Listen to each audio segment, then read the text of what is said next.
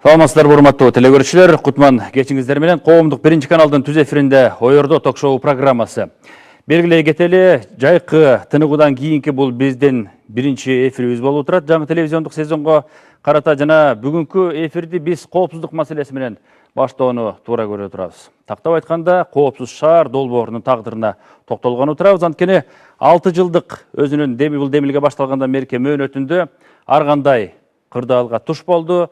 Толгоосу мына бышты деген сайын ар кандай себептер менен жанып отуруп, быйылкы жылдын эсебинен биз ишке ашырабыз. Толук ишенгиле мына акыркы кадам, чечүүчү кадамга чейин келдик. Биз сынакты өткөрө калсак эле ушул ишти баштаган турабыз дедик эле, бирок буга дагы бир себептер болуп калды. 23 август күнү көпчүлүк көңүл бөлүп, кандай болор экен деп турган суроонун жыйынтыгы, тактап айтканда ушул коопсуз шаар долбоорун ишке ашыра турган тарапты тандоо иш-чарасы, аукциону дагы өзүнүн натыйжасын бербей калды. Мынанын себептери жана мындан аркысы кандай болот деген суроолор менен программаны уюштуруп атырабыз. Кутман кеч каалайбыз жалпыңыздарга да бир жолу. Жана кепти Иманаллага өзүңүздөн баштайлы. 6 жылга чейинки убакыт абдан эле узак деп белгиленет да. Башталгандан бери жогоруда айтылгандай, балким шылтоо кылдыкпы, балким күчүбүз жеткен жокпу, же акылыбыздан кыйналып атабызбы, айтор созуп келдик. Азыр коомчулук мындай суроону да кое баштады. Балким кереги жоктур бул маселе депчи. Башка жолун тандайбыз. Же ушунчалык зарылбы? Эми азыркы күндө ошол коопсуз шаар маселеси мен жеке пикирим эле эмес. Бул ойлойм, бул коомчулуктун азыркы күндөгү негизги бир маселе, бул негизинен сөзсүз түрдө Кыргызстанга өтө зарыл, өтө керектүү нерсе да. Андан сырткары бул жерден баягы коопсуз шаар десе, жалгыз эле ошо камераны коюп эле анан көчөнү карап эле анан кийин бюджетти толуктоо маселеси эмес. Бул жерде мына биз буга чейин бир топ ошол иш-чараларды жүргүзүп, Кыргыз Республикасынын жолдорунда болуп аткан жол кырсыктарына катуу талдоо жүргүзүп, бүт бардыгын байкап көрүп, өзүбүздүн оюбузду берип, жылдан жылга уже жаңылап берип атабыз да. Сөзсүз түрдө бул керек. Бир жөн эле баягы камера коюу эмес. Мунун эң негизги максаты ошо заманбап азыркы тиешелүү деңгээлде талаптарга жооп бере турган эң акыркы технологиялык жабдуулар менен камсыз болгон системаны биз ишке киргизсек, ошондо бул баягы оң натыйжасын берет. Биз технологияны кубалап жетпейбиз. Алайдан ачык нерсе да. Биз бүгүн чечимди кабыл алсак, бүгүн жасап башташыбыз керек. Себеби өзүңүздөр айткандай, жалпы коопсуздук бир системага киришибиз керек болуп атат. Азыр кырдаалга салыштырып алганда азыр мына жалпысынан ала турган болсок, биз бирден бир азыр ошол коопсуз шаарды ишке киргизүү менен бирден бир үмүт кылган нерсебиз бул Кыргызстандын аймагында жолдордо болуп аткан көйгөйлүү маселе жол кырсыктарын жана анын кесепетин азайтуу болуп атат да. Себеби дегенде мына биз талдоо кылып карай турган болсок, ошол Кыргызстандын жолдорунда болуп аткан жол кырсыгынын дээрлик 30% бул айдоочулар ылдамдыкты сактабагандыктан, дагы бир 29% бул ошол жолда баратып туура эмес маневр жасагандын кесепетинен, 8%-тан ашыгы бул карама каршы тилкеге чыгып кетүү, дагы 7% бул баягы кесилиштерде билим өткөрбөгөндөр, 5% бул жол эрежелеринин, жол белгилеринин талаптарына баш ийбегендик. Мына азыр мен ушул эсептеп көргөн 6-7 баягы жол эрежесин бузуулар бул ошол коопсуз шаар долбоору ишке кире турган болсо, айдоочулар тарабынан ошол келтирилген бардык ушу жол эреже бузууларды ооздуктап ошону кармаганга болот да. Сөзсүз түрдө мунун натыйжасында биз ошонун кесепетинен болгон жол кырсыктарынын кескин азайышын, ошонун болгон баягы оор түрлөрүнүн дагы кескин азайышын күтсөк болот да. Бул баягы жол эрежесин бузуулар ар кандай тилкеде, ар кандай жерде болот. Ошонун бардыгын канча пайызга көзөмөлдөө мүмкүнчүлүгүн талап кылып атасыздар сиздер? Бул жерде азыр эми биринчи этап менен биз негизинен ошол камераларды коюп Бишкек шаары, анан Чүй областынын аймагындагы негизги автожолдор болуп эсептелген жолдорго коюу маселеси каралып атат. Ал эми Кыргызстан боюнча деле ошо жол кырсыктарын жалпылап ала турган болсок, дээрлик 50%-дан ашык жол кырсыгы ушул аймактарда катталат да. Значит, баягы биз дүйнөлүк баягы системанын дагы ошол баягы коопсуз шаар долбоору ишке кирген мамлекеттерде булар канчалык деңгээлде өзүнүн жемишин берди деген баягы ишти дагы изилдеп карап көрдүк. Негизинен ошол камералар орнотулуп баштаган жерде, ошол негизинен камера аркылуу көзөмөл болуп аткан жердеги жол кырсыктары дээрлик келек 30%-га чейин азайтууга мүмкүнчүлүк болот да. Бул деген сөз ошол 30%-га чейин ошол жолдо болгон кырсык азаят, жолдо болгон адамдардын өлүмүнө жана адамдардын ден соолугуна алып келип аткан ошол каргашалуу окуялардын азайышын күтөбүз да. Мирсулжан, сизге канчалык ишеним берип турат? Азыр биз көтөрүп чыккан коопсуз шаар деген долбоордун ишке ашыруу ыкмалары, жасалып аткан иштер, этаптар. Эми ар бир жылы чоң үмүт менен карап атабыз да. Былтыр дагы, мурдагы жылдары дагы өзгөчө былтыркы жылдан баштап мына жарандык коом абдан катуу талап кылган, үнү президентке чейин жеткен. Анан былтыр эми ишке ашпай калды. Анан азыркы учурда жоктон көрө жогору деп, анан кайсы бир райондорду атайын аныктап алып, ушундай пилоттук болсо дагы мындай Бишкектин негизги көчөлөрүн камтыган быйылкы жылы, ал эми кийинки жылы башка чоң ири шаарларга жана ири жолдорго өтөбүз деген планы, менин оюмча, бул ишке аша турган план. Эң негизгиси ушул эми аукцион өтүп, ошонун жыйынтыгына эл дагы, уюштуруучулар дагы бардыгы бир чогуу ишенип, анан анда утуп алган компаниялар келечекте эч кандай бир башка проблемалары жок ишке ашыруу мүмкүнчүлүгүн алыш керек. Себеби чындыгында жылына мына миңдеген адам каза болуп атат. Демек күнүнө 3 адам каза болуп атат. Бүгүнкү күнү 3 адам демек каза болду, эгерде орточо эсеп менен алганда. Анын бирөөсү жаш бала. Анан жыл сайын күтүп келебиз, бирок жыл сайын ошо жарандарыбызды биз көчөдөн, жолдон жоготуп келип атабыз да. Ошон үчүн Чечкиндүүлүк байкалып эле турат да азыр. Эми азыркы учурда чечкиндүүлүк байкалып эле турат. Анан мөөнөттү дагы өздөрүнө дагы ушундай кыскараак мөөнөттүн ичинде баштайлы дегени дагы көрүнүп турат.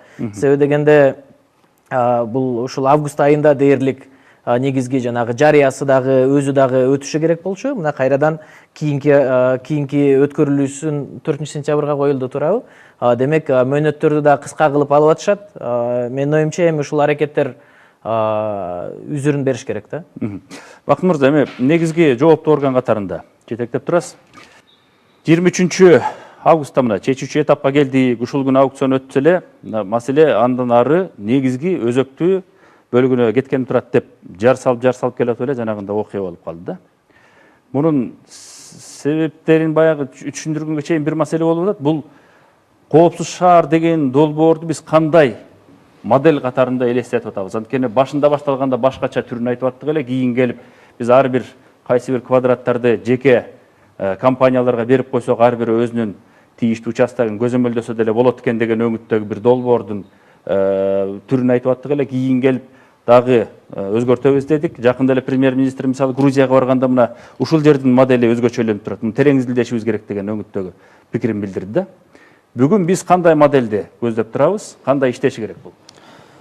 Эми эң башынан баштасак, биздин өкмөт бир нече жолу аракет кылган болчу ушул долбоорду ишке ашырганга. Бирок кандай себептерден болбой калганын мен азыркы учурда айта албайм.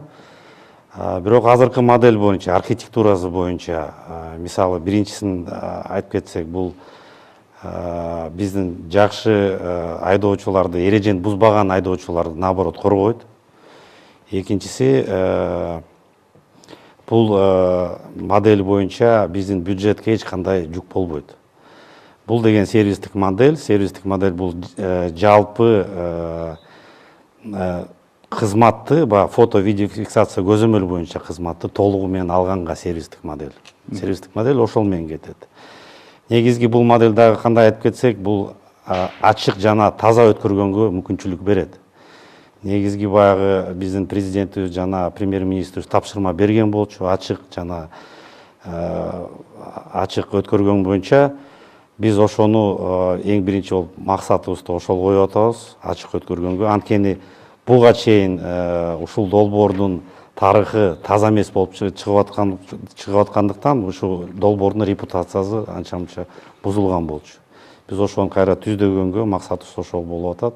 Ачык, таза өткөргөнгө мүмкүнчүлүк ошол сервистик модель берип атат. 23-дөгү аукциондо түзүлгөн кырдаал боюнча түшүндүрмө бүгүн кандай берилип атат? Анткени сиздер расмий түрдө берген жооптон кийин ошол программаны иштеп чыккан IT технологдор дагы өздөрүнүн позициясын билдиргенде белгилеп өтүшпөдү. Биз аны эч кандай жаңыла тургандай деле жагын көргөн жок элек жакшы эле иштеп бергенбиз, эмнеден болуп аткандыгын түшүнбөй атабыз деген үмүттө. Эми ал боюнча өзү деген мыйзам негизинде талап боюнча 3 катышуу болуш керек. Ошо 3 компания катышып 3 сунуш болуш керек да.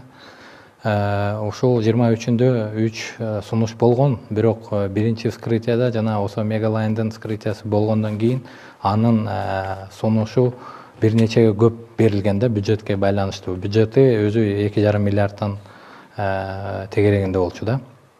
Анан система деген аны деген калган 2 катышууну блокировка кылганда, автоматически блокировкага түшүп калды. Анткени деген 3-чү катышуунун предложениясы бюджеттен превышать этет да. Ошондуктан байланыштуу 2 катышуу, калган катышуунун суммалары, заявкалары ачылган жок. Өзү деген ал деген конфиденциальная информация деп, анткени деген жана талапка жооп бербейт, 3 катышуу болуш керек дегенге. И ошого байланыштуу система ошондой автоматически блокировка кылган. Бул өзү деген ошо баасы төмөндөтүү усул боюнча бүт процедуралары автоматикалык эмеге өткөн. Аяка мындай эч ким кирише албайт. Процедурасы ошондой да. Эң мына Бакыт Нуржановичке мен кошулам, анткени деген бул деген эң ачык конкурстардын бири да. Ошондуктан ушул конкурс менен өткөрөлү деген ойлор бар болчу да. Руслан мырза, толуктооңуз барбы? Жагдайды түшүндүрүп, анан кийин алдыда боло турган аукционго кандай киребиз? Эң биринчиден айта кетерим, бул 23-үндө болгондо сатып алуулар системасы штаттык режимде иштеген, эч кандай кийлигишүүлөр эчтеке болгон эмес. Экинчиден, ошо Улан мырза айткандай, системада баалардын баары шифрованный түрдө сакталат. Башка кишилер кирип көрбөгөнгө. Система аукционду баштаганда эң биринчи ал катышуучулардын санын текшерет. Катышуучулардын саны 3-кө барабар болуп аткан. Экинчи этапка өтөт. Экинчи этапта система дешифрация баштайт бааларын. Бааларын дешифровка баштаганда эң биринчи эле ошол компаниянын ачылып, ал жерден ошо компаниянын баасынын талапка жооп бербегендиги үчүн система калгандардыгын шифрациядан өткөрбөйт.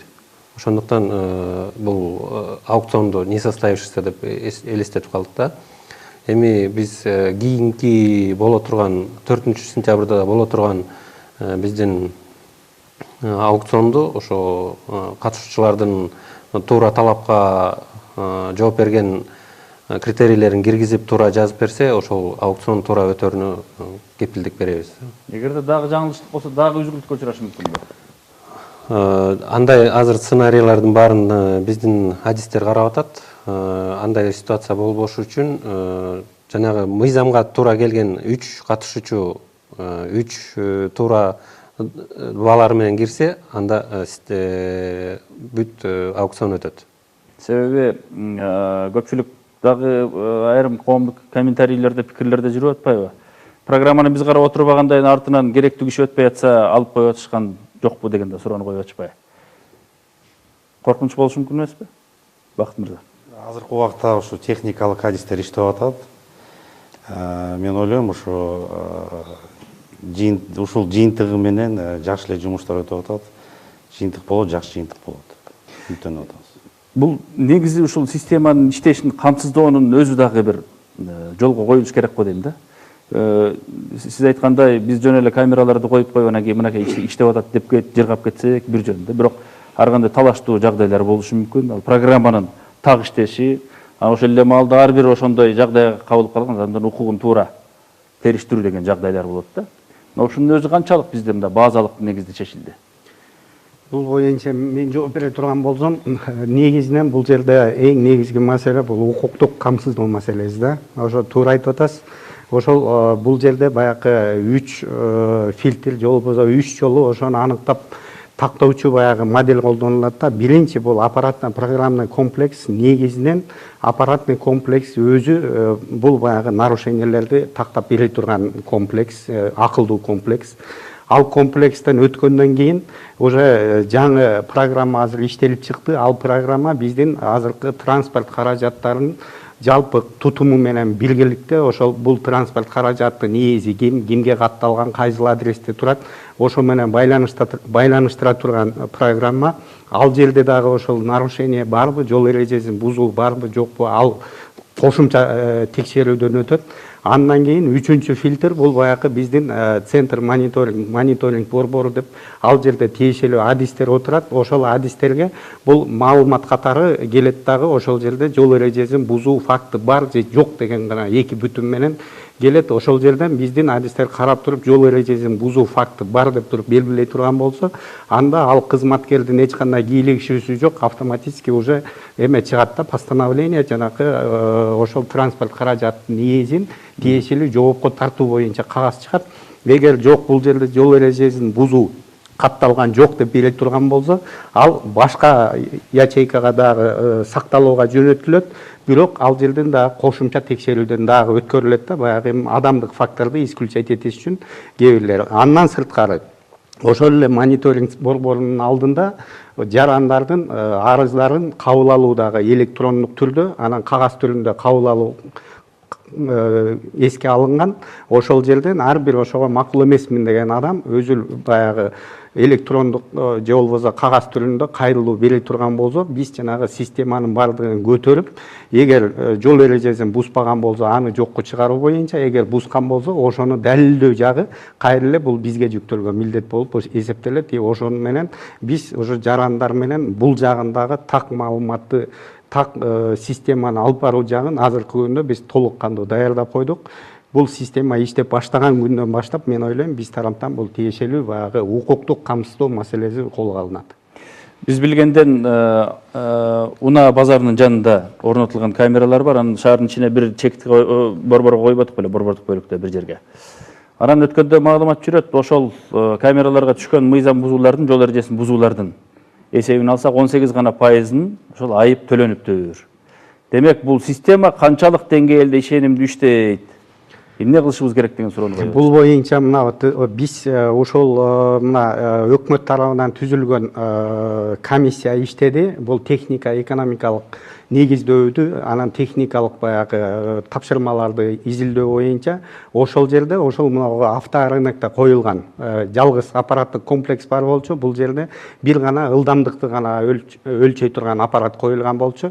Ошол жерде канча нарушение каттоодон өттү, жана канчасы ошол баягы төлөмдөр төлөнүлдү, канчасынын төлөмү төлөнгөн жок, анын себептерин бүт бардыгын азыркы күндө изилдеп, ошону болтурбоо максатында азыр тиешелүү мыйзамдык ченем актылардын долбоорлору иштелип чыгып, азыр мына сунушталып берилди да. Бул жерде баягы бир топ өкмөттүн чечимдерине жана андан сырткары бир топ ушу жогорку кеңеш тарабынан мыйзамдарга өзгөртүү боюнча пакет даярдалып, азыр даяр турат. Эртең мына жогорку кеңеш уже жумушка чыга турган болсо, биз аларга сунуштайбыз дагы. Ошону менен бирге ошол штрафтарды төлөө жагын толук кандуу камсыз кылуу жагына дагы азыр өкмөт даярбыз да. Мен кошумчалап коеюн. Чындап эле болгону 18% төлөнүп келген экен. Эми азыркы учурда буну кайталабаш керек. Анан мына коопсуз шаарды киргизип койдук деп, анан ошого сүйүнүп коюп эле олтура бербеш керек. Бул ошол менин оюмча ИИМдин дагы, мамлекеттик каттоо кызматынын дагы, жана башка органдардын, мамлекеттик комитеттин дагы бул түздөн-түз менин оюмча азыркы учурдагы алдына коюлган максат болуш керек да. Себеби дегенде 18% бул абдан аз. Азыр эгерде шаардын ичине дээрлик 38 камера коюлуп атса, ар бир жол эрежесин бузуп бирок акча төлөбөй атканды, менин оюмча ар бир машина күнүнө бир камерага илинип калат баары бирчи. Ошону кантип табабыз? Ошол машиналарга кантип блокиратор коебуз? Же болбосо аны кантип эвакуатор менен алып кетебиз? Ошол процедуралардын баардыгын менин оюмча жакшылап иштеп чыгып, анан 18%ды жаланган 2 эсе гана эмес, менин оюмча муну жок дегенде бир 80-90%га чыгарыш керек. Ал эми наркы 10-20% бул баягы кеңири ишеним кат менен өткөрүлүп кеткен машиналар дагы бар. Алар боюнча дагы иш кылыш керек. Себеби дегенде азыр көпчүлүк элдер мурда жанагы ишеним кат менен эле сатып салган, билишпейт азырчы. Канчалык алардын унаасы аларга дагы деле катталган. Же катталган эмеспи? Ошону дагы текшергенге мүмкүнчүлүк түзүш керек. Мына мен мамлекеттик маалымат комитетинин өкүлдөрү менен сүйлөшкөндө алар айтты, ошону дагы иштеп чыгабыз, порталга киргизебиз деп. Эми ошону чындап иш жүзүндө аткарып, анан ушундай жарандарга дагы мүмкүнчүлүк түзүш керек да. Алар өздөрү кирип көргөндөй болуп, менде катталган машина бар экен, жок экен, бул боюнча менин штрафым бар экен, жок экен, эгерде мен муну төлөбөй койсом, эртең мени эвакуатор алып кетет экен, ушундай жөнөкөй маалыматтарды менин оюмча коомчулукка жеткизсек, анда 18% эмес, андан көп болот да. Эгерде жөн эле мына киргиздик деп кайра эле баягыдай болуп олтура берсек, эч нерсе кылбай, анда 18% болот, же балким андан аз болот да. Мына өзүңүз билесиз да, мына Кыргыз Республикасынын өкмөтү өзүнүн жарлыгы менен жарыя кылып, Кыргыз Республикасында каттоодо турган транспорт каражаттарын кайра каттоодун жеңилдетилген жолун берип, мына 1 айлык срок менен 1 айдын ичинде Кыргыз Республикасынын аймагында бир топ транспорт каражаттарын каттоодон өткөрүштү. Ошол эле убакта мына азыр дагы ошондой эле миссия уланып атат. Ошону менен элге кеңири түшүндүрүү иштери да жүргүзүлүп атат.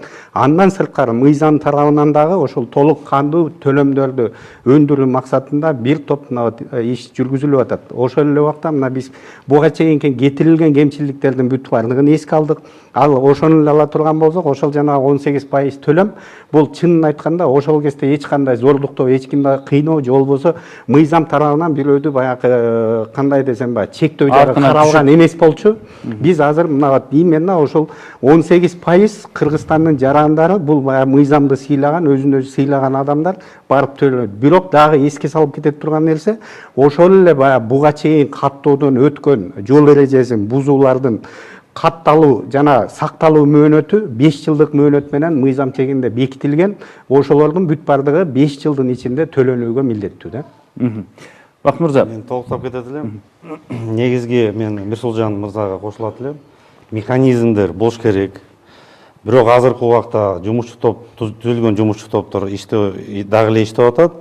Эми техникалык жумуштар баштаганга чейин, бул долбоор иштеп баштаганга чейин ушул механизмдерди, кайсы механизмдер бизге лайыктуу, ошолор механизм киргизгенге аракет кылабыз ошону.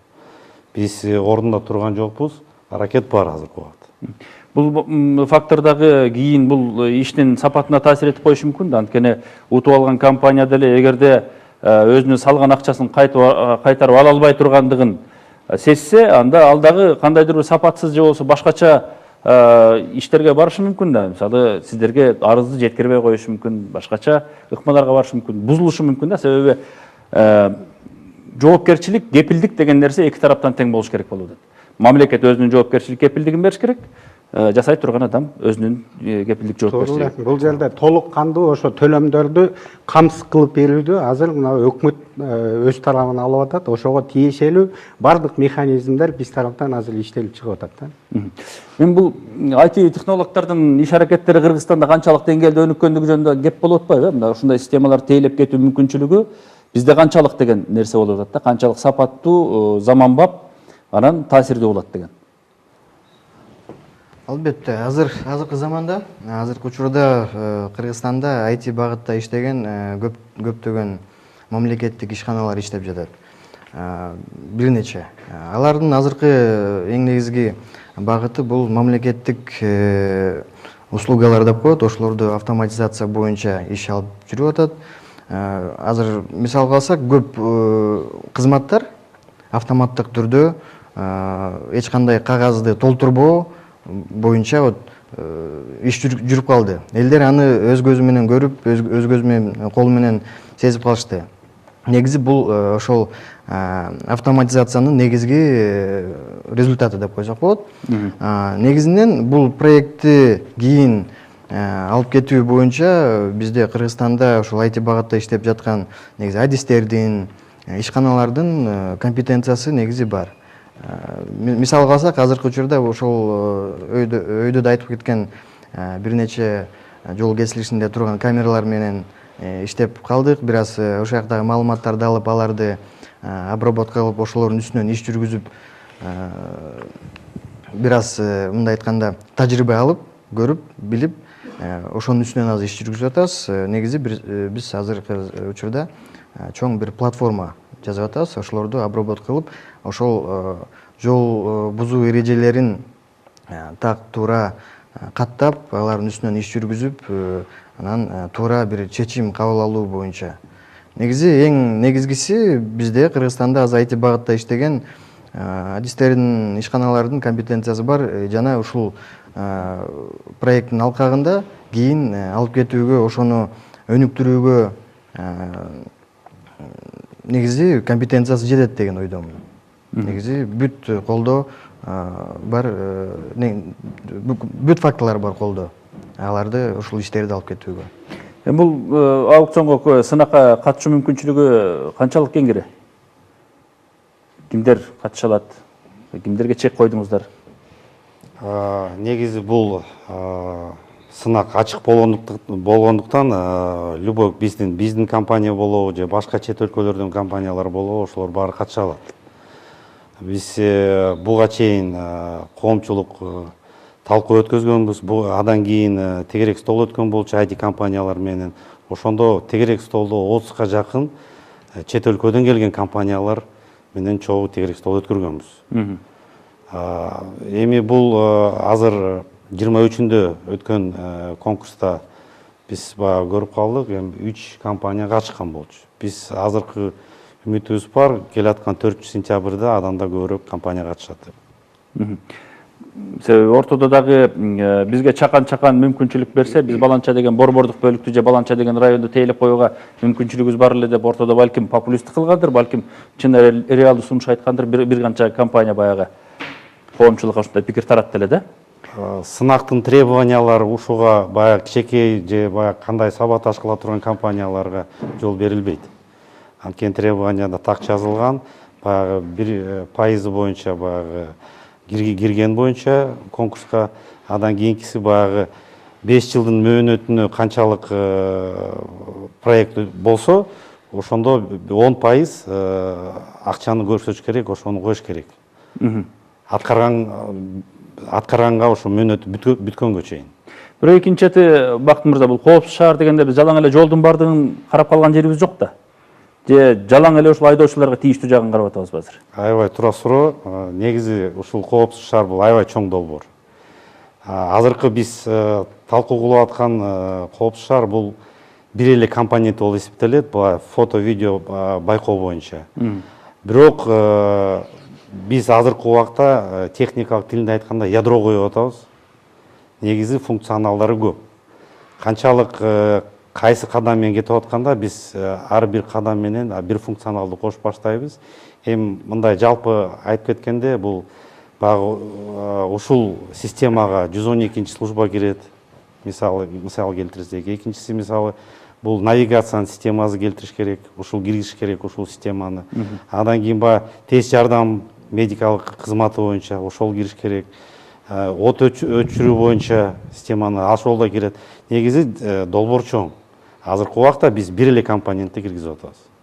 Андан кийин этап менен кийинкилерин өтөбүз. Этап менен кийинки ошол функционалды биз ошол ядрого кошконго аракет кылабыз. Мирсулжан, мындай да нерсе болуп атат да, биз буга чейин баягы жол коопсуздугу жөнүндө, жарандардын коопсуздугу жөнүндө сөз кылганда башка мамлекеттер менен салыштыра калып, анан көп учурда айтат эмеспизби? Башка мамлекетте жарандар мыйзамды сыйлаганды билет. Мыйзамды сыйлоо маданияты жогорку болгондугу үчүн аларда ошондой жашоого жетишти, дедик эле. Анан бирок бир топ шаарлардагы ушундай коопсуздукту камсыз турган ар кандай системаларды колдонуп атат. Биздин коңшулар да колдонуп атат. Мына ошолордун алкагында алганда ушундай технологиялык ыкма менен жөнгө салуу мүмкүнбү же артыкчылыгы эмнеде мүмкүнчүлүгү? Мисал катары Тажикстанды алалы. Мен ал өлкөгө көп барып турам. Мурда аларда коопсуз шаар камералары жок учурунда биздин Бишкектен коркунучтуу болчу да. Ал жактан көчөдөн өткөндөн коркчуң, автоунаалар абдан бат ылдамдыкта жолдон айдап кетишчи да. Ал эми азыр болсо алар стоп линияга 1 метр жетпей токтойт.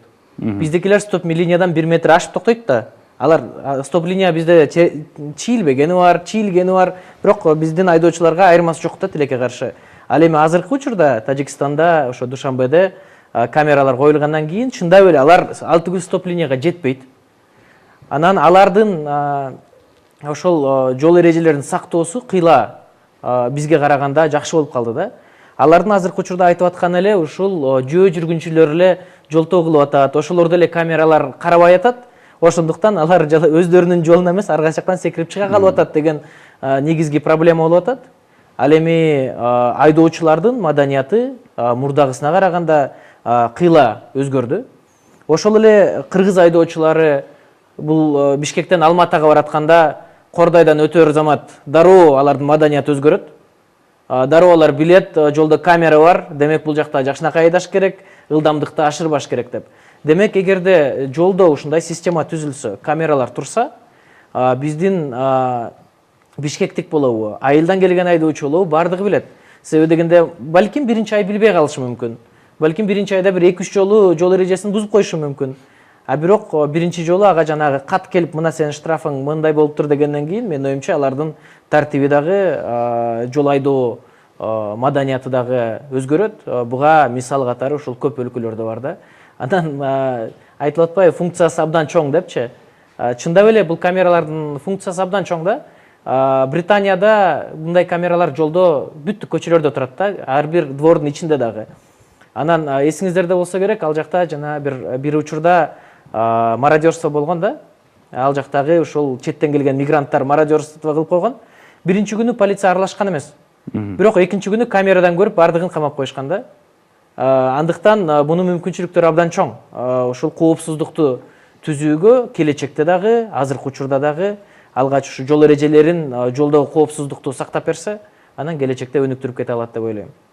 Баягы коомчулук кабыл алышы, ошону иштеп кетиши дагы бир белгилүү мөөнөттү талап кылса керек.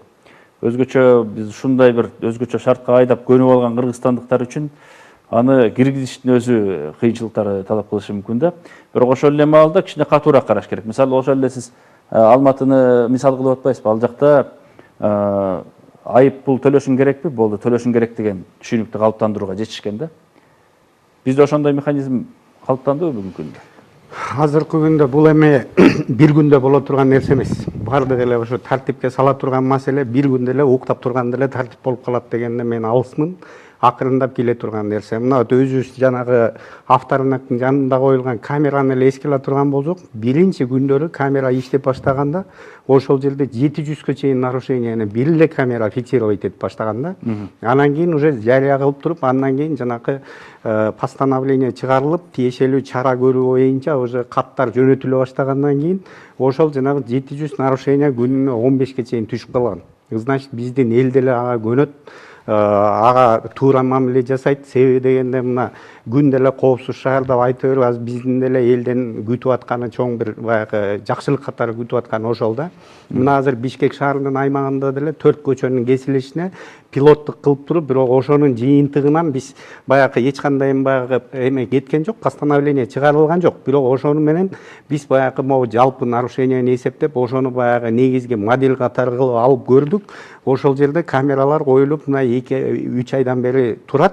Азыр ошол жерден өткөндө жарандар бүт бардыгы өзүн аябай мындай мыйзамды сыйлаган адам катары элеменди да тагынат, ылдамдыкты да ашырбайт. Ошол эле жанагы стоп линиянын 1 метр бери жагына токтоп уже өтүп атат. Значит, биздин эл деле азыр ошол баягы күндө угуп берип аябай баягы даяр болуп калды. Камералар иштеп баштагандан кийин мен ойлойм тез эле жолго түшөт.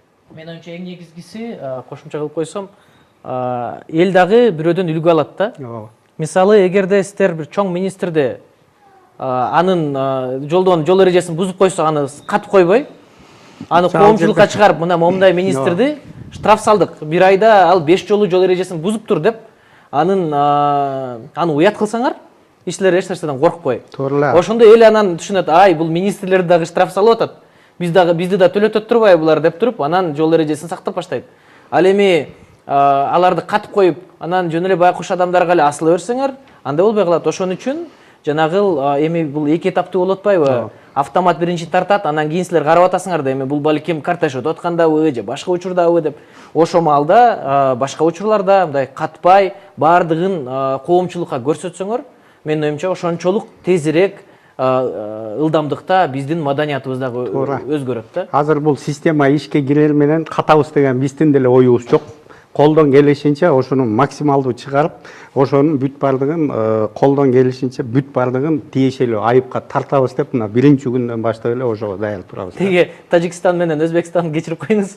Алардын сайтында мен эми аны колдобойм да, бирок абдан кызыктуу да, себеби дегенде алардын ушул сайтына кирсеңиз, жол эрежесин көп бузуп акча төлөбөгөн ырчылар деп тизмесин чыгарат.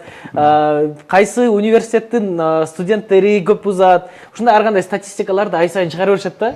Абдан кызыктуу да бул коомчулук үчүнчү. Бирок эми аны ким кандай кабыл алат деген Ооба, мен аны колдобойм, бирок мындай жок дегенде бир нерсе кылышып атат да алар. Алдыңкы республиканын телеканалдары мына телевизиоттөңдүү программаларды чыгарып канча кишини экранга кээде 15 мүнөттө ошол бир кишинин окуясын арнасак деле билгениңди кылып ал деген дыңкыйган адамдар толтур. Эгерде бул маселени талкуулай турган болсок, анда бүгүн жол коопсуздугун камсыздай турган кызматкерлердин ыйгарым укуктары, булардын корголушу жана башка деген чоң темада ачылып кетиши мүмкүн да. Бул балким кийинки этаптарда каралышы мүмкүн болуш керек. Анан Бакыт мырза, чындап баягы олуттуу мамиле кыла турган мезгил да ушул долбооргочу. Себеби канча премьер-министр мына жасайм деп бүгүнкү күнгө чейин келди. Бүгүнкү өкмөт дагы чоң жоопкерчиликти алып отурат. Эми бүгүн дагы биз куру сөз менен кетип калбайлы деген чоң милдет турат да. Качан ишке ашат? Канчалык жоопкерчиликтүү мамиле болот? Бул эми азыркы сынак боюнча айтып кетсем, 4-сентябрда 2 этап менен өтөт. Биринчи бул баягы автоматташтырылган система өзүн тандайт. Экинчи этапта конкурстук комиссия өзү чечим чыгарат, кайсы компания баягы конкурстук требования боюнча өттү же өткөн жокпу, ошондой система менен. Бул система азыркы убакта иштеген болгону асыл эле убакыт өттү. Болгону 4 айдан бери иштеп атат, бирок эң ачык болгону бул системага биз таянып атабыз азыркы убакта. Негизги долбоор боюнча, ишке ашкан боюнча айтып кетсек, эгер баары жакшы өтүп, баары нар жумуштар башталып кетсе, сентябрдын аягында, октябрдын аягында биз пландаштырып атабыз биринчи техникалык жабдууларды койгонго. Бирок азыркы убакта көп жол тоскондуктар болуш мүмкүн. Коомчулукка деле туура эмес маалыматты жеткизгендер көп. Бирок биз айтып кетет элек, эгер жардам бере турган болсо, бизге келип жардам берсин, критика кылбай. Ошондуктан сентябрь аягы, октябрь башы деп биз пландаштырып атабыз. Эми бул техника деген техникада программадагы ичинде эмне окуя болуп аткандыгын дагы тандап алдын ала айтыш кыйын да. Анан эми кийинки сынактар жана аукциондар эмне жыйынтык берери дагы ар кандай суроо жаратып коюшу мүмкүн да. Эгерде кийинки өтө турган аукциондун жыйынтыгы да туура эмес болуп калса, кандай кадамга барууга даярсыздар анда? Кандай жолдордун варианттарын карайсыздар? Эгер болбой турган болсо, бул деле мыйзам жол менен барыш керек. Мыйзам жол менен анда сунуштайбыз деп ойлойбуз. Эми баягы биздин үмүтүбүз өткөрүш керек. Өткөрөбүз, максатыбыз ошол. Бирок экинчи жолу бул баягы одноэтапный деп айтылат. Одноэтапный сынак болгонго ошондой коюш мүмкүн да. Эми сиздерден кеп турган эмнени эске алышыбыз керек ушул система бузулбай так иштеп кетиш үчүн, натыйжалуу иштеп кетиш үчүн? Сизден баштайлы. Эмнени талап кыласыздар? Менин оюмча, биякта просто жана именно компаниялар менен жакшы иштешип, ошо эмени эметип туруп, буюрса мына 30-ында дагы обучение өткөргөн атабыз. Катышуучулар боюнча ошолорду учебный центрде кандай туура заявканы берип, ошо система аркылуу кандай заявкаларын бериши боюнча биз ошо иштерди жүргүзүп атабыз. Мына Бакыт Нуржановичтен уже официальный кат келген. Ошол боюнча биз азыр иштерди жүргүзүп жатабыз. Буюрса ошо 30-ында мындай обучение өткөрөбүз ошо система боюнча. Кандай туура заявканы бериш керек, эмне кылыш керек, ошонун баарын бүт айтып беребиз ошо катышуучуларга. Болгон купуялыгы жанагы сум маселе кылат да буларда негизгиси. Сиздердин пикир? Мен деле Улан мырзага кошулам. Ошол эң негизгиси азыр катышуучуларды дагы бир жолу окутуп, жакшы ошо өзүнүн талапка жооп берген данныйларын киргизсе, система туура эле иштеп, так информацияны берет. Аукцион өтөрүнө ишенебиз да. Бизде мындай дагы маселе болуп атат да, бул долбоор баягы бир коюлган боюнча эле катып калбаш керек да. Улам жаңыланып, улам бекемделип, улам сапатка өтүш керек болуп атат. Мына ошол жагынан алганда жана IT жаатындагы иштеп аткан компаниялар кандайдыр бир мүмкүнчүлүк береби жаңы? Түрткү бере алабы долбоор? Эми эгер биз өз тарабыбызды айтсак, өкмөт тарабынан кылынып аткан иштер боюнча, ал иштер албетте өзүнүн кандайдыр бир развитиясын алат. Ал платформа жана Бакыт Нуржанович айткандай, бөлөк дагы жаңы компоненттер менен толукталат. Андан сырткары технология, өзүңүз айттыңыз, технология бул ар дайым өнүгүп турган нерсе. Ошого жараша бул платформа дагы өзүнүн кандайдыр бир өнүгүүсүн алыш керек. Ага ылайык бүт бизде человеческий фактор деп коет. Ошого жараша, ошол технологиялар өнүккөнгө жараша алардын тажрыйбасы, компетенциясы деп коебуз. Анын баардыгы бар. Негизгиси алдыга койгон максаттарды так жана нуска аткарып, ошол кылынып аткан иштерге сапаттуу жана жоопкерчиликтүү мамиле кылуу керек болгону ошол. Негизи ал ошол системанын өнүгүп кетишине негизи бүт шарттар бар бизде. Юмаларыбыз мындай дагы нерсеге токтолуп кетсек да, мына азыр биз Бишкек шаары Чүй облусу деп атпайсызбы? Бул негизги очок катарында канча мөөнөткө каралып атат, анан канча этапта биз жалпы республиканы камтышыбыз керек? Мына азыр бул ошо биринчи этап менен ошо Бишкек шаарынын Чүй областындагы негизги автомобилдик жолдор деп туруп эске алып атабыз. Буну буйрулса азыр могу конкурс ийгиликке жетип ишке аша турган болсо, быйылкы жылдын акырына чейин буйрулса булар иштеп баштайт. Биз азыр ошентип үмүттөнүп атабыз. Ал эми ушул тендер бүткөндөн кийин эле кайра уже мына ошо мамлекеттик маалымат технологиялар комитети аркылуу кайра кийинки этап менен эле азыр даярдалып атат. Кийинки этапта мына Ош шаары бар, азыр бизде чоң шаарлардын бири. Ошол эле бизге негизги баягы курорттук зона болгон Ысык көл областынын аймагындагы автожолдор, Ысык көл кольцовый жолу.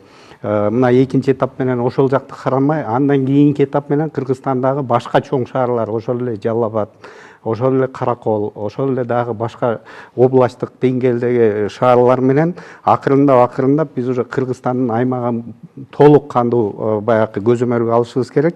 Бул жерде жана сиз айтып кеткендей эң негизги маселе бул дагы эле ошол баягы жалаң эле ошо айдоочулардын чөнтөгүнө ура турган баягы фото видео фиксация нарушение правил дебестен бул жерде коомдук тартип жана коомдук жайлардагы коомдук тартип маселесин камсыз кылуу дагы бирден бир баягы негизги милдет. Биз азыр жанакы могу тендерге берилип аткан 90 комплекс коюла турган жерге, ал жерде жалаң эле ушу нарушенияны фиксация кыла турган камера эмес, андан сырткары коомдук тартипти камсыз кыла турган камералар дагы орнотулмакчы. Аны менен кошо биз параллельно ошонун бүт бардыгын уже алып кетип, андан ары ошо милициянын эң бирден бир баягы кызматынын бири болгон ошо коомдук тартипти жарандардын коопсуздугун камсыз кылуу маселеси менен чогуу алынып кетмекчи да. Чынын айтканда бул көптөн үмүттөндүргөн долбоор болуп турат. Көпчүлүк эле ушуну күткөнү ушул. Себеби баягы жолдо жүрсөң дагы мына балдарды мектепке жибере албай калдык, эмне болуп келет, эсен соо барып келеби деп кооптонуп калдык дегенге чейин дайыма эл ушул тынчсыздануу менен мамиле кылып калды да, жок жалпы эле коопсуздукка. Ошон үчүн бул ишке ашышы керек. Эл күтүп турган долбоор экенин билебиз. Анан ушул жолкусу ийгиликтүү болуп кетсин деп тилек кылалы. Ишиңиздерге ийгилик келет. Анан өзүңүз айткандай октябрь айлары менен башталып калса дагы кеп кыларбыз эми. Дагы эмне маселе чыкты, эмне проблеманы чечишибиз керек деген үмүттөгө.